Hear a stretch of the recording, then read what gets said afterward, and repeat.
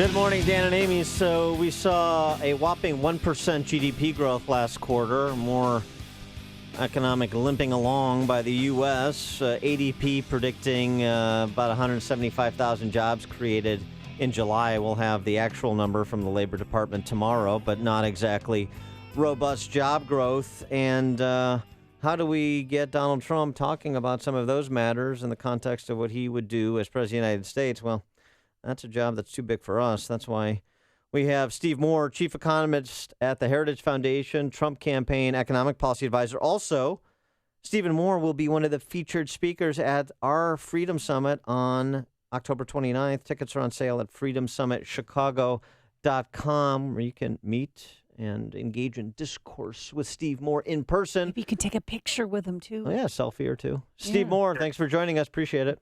Hey, guys, good morning. I guess it's going to be standing room only now for that big Freedom. Exactly. It's going to be like the Beatles are in town. So, Steve, Trump hasn't been talking about too much in the way of economic policy. Are you going to be part of the intervention squad that gets him back on track? Well, he needs an intervention. There's no question about it. I mean, the last week has been a meltdown for the campaign. I mean, he's talked about everything but the economy. And, you know, what I told him to do is just take the Saturday Wall Street Journal headline of that, not on the editorial page, but on the news side, was worst economic recovery since the Great Depression. And if I were Donald Trump, everywhere I go, I just hold that up and say, this is what this election is about. But he has been completely off message, and it's been a little bit unsettling. I mean, I do think he's going to be right back on message, starting hopefully today, but certainly on Monday. Donald Trump is giving a major economic speech that I'm helping on that will be delivered in Detroit at the Detroit Economic Club on Monday. So that'll be a big speech about taxes, about energy policy, about regulation. And that's all we've got to talk about. Look, this is not a complicated election, guys. I mean, if Donald Trump were to do nothing over the next 100 days, I guess it's, 98 days now or something, if he would just do nothing but talk about the economy he's done now in the election, he would win easily by 4 or 5 points. But he's been sadly off message, and Hillary has capitalized on that. So the mainstream media describing the GOP as there's a new level of panic over Donald Trump, and they're upset that he's going far off message. Are you've got the inside scoop here? Has Chris Christie, Newt Gingrich been called upon to try and straighten him out so that he could focus on attacking Hillary Clinton or focus on the economy? Well, I think he needs to do both. By the way, attacking Hillary is shooting, fish in a pond, really. I mean, Hillary has so many vulnerabilities that are very easy to exploit, but he's made himself the issue, for the last 5 or 6 days. And that's the thing about Donald Trump, and I like the guy a lot, and I agree with him on a lot of what he wants to do with the economy. I wouldn't be working with him if I didn't. But, he keeps taking the bait. With this whole issue of this Muslim, this speech that was given, Khan. I mean, that was just bait that they dangled in front of him, and he couldn't resist, taking the bait and making that the issue for 4 days. It was a big unforced error, and he can't afford those. We've got 3 months to go.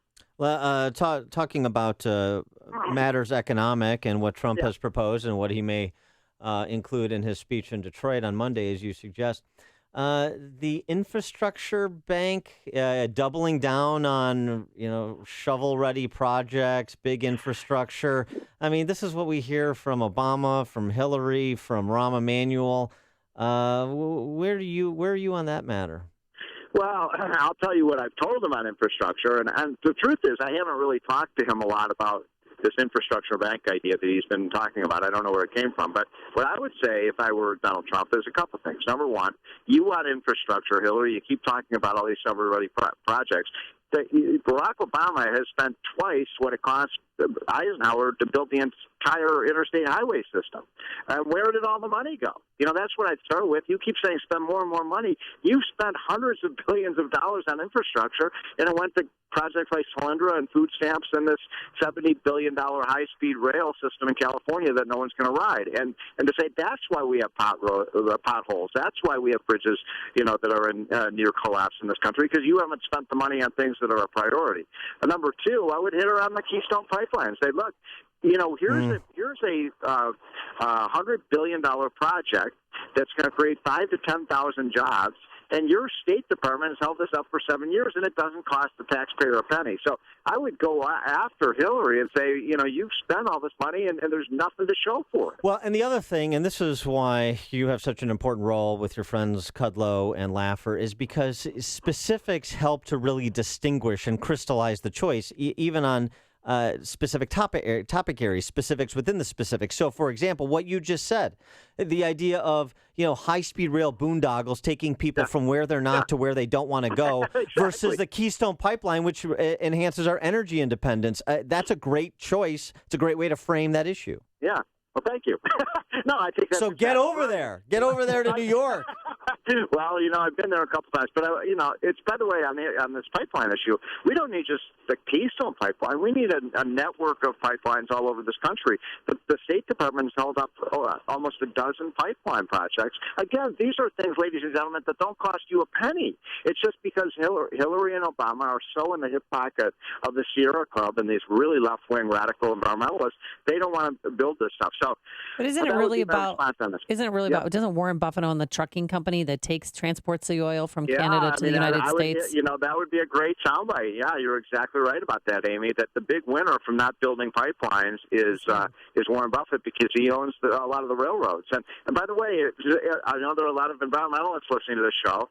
It's a much safer way for the environment to transport oil and gas on pipelines than it is on rails, cars, and trucks. I mean, it's just obvious. And so it's not even good for the environment to not build pipelines. Well, there has been a little bit of good news for the Trump campaign this week, and that's the fundraising. Fundraising essentially equalized Hillary's fundraising in July, the combined effort of the Trump campaign and the RNC, so now they can pay her exorbitant salary, Steve. There you go. Well, she's way, way, way ahead of the money. And that's because this is the other thing I would hit her relentlessly on is, she has the gall to say she's going to take on the special interests in Washington and she's going to take on the hedge funds. I mean, did you see the money? She's raised something like $300 million from hedge funds, and he's raised like less than $1 million from hedge funds. And yet she's accusing him of being in the hip pocket of these rich Wall Streeters. I mean, but I have to say, guys, I've been in politics for 30 years. I have never seen anything like the media assault against Donald Trump. Never in my life. So, nothing like it. Is there any truth then? I opened up the New York Times yesterday. There are like 8 attack pieces against Donald Trump where not even a single pro-Trump person is even mentioned in the articles. I mean, this is if Hillary wins, she should have the media as her vice president, because they are the ones who will have elected her. So is there any truth to the rumors that there's chaos within the Trump campaign, that some staffers are suicidal and that Manafort's just mailing it in now? I heard that. That's ridiculous. I don't know where that story came from. I was just with Paul a couple of days ago. He is in charge of this campaign, and I think he does we all get frustrated with Donald Trump. I mean, look, even his most ardent supporters, and I consider myself to be one of them, we're frustrated that sometimes he lacks the discipline of staying on message. I mean, that's one of the things people kind of like about him, that he's not a scripted politician, but he's been so off message. And this is this is an easy race for Donald Trump to win. I mean, nobody wants to vote for Hillary Clinton. I mean, really, does anybody really want to vote for Hillary Clinton? I mean, she's the most corrupt. She's the epitome of everything that is wrong in Washington. Hillary Clinton is a monument to the corruption and to the incompetence and the arrogance of Washington. And this is supposed to be a change election. If you want change, Hillary is the last thing from that. The only one who wants to vote for her is that boy she met at the Yale Law Library so many years ago, and it's just this love story that's unfolded for the past 4 decades, Steve. Stephen Moore, chief economist at the Heritage Foundation.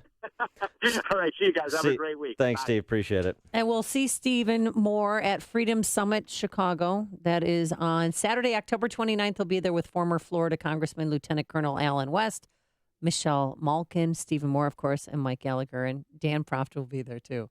You can get your tickets. And that was not necessarily an order of importance. No. That's freedomsummitchicago.com. That's where you can buy your tickets. They start at $29. Premium tickets include premium reserve seating, breakfast, lunch, and dinner. So don't miss out.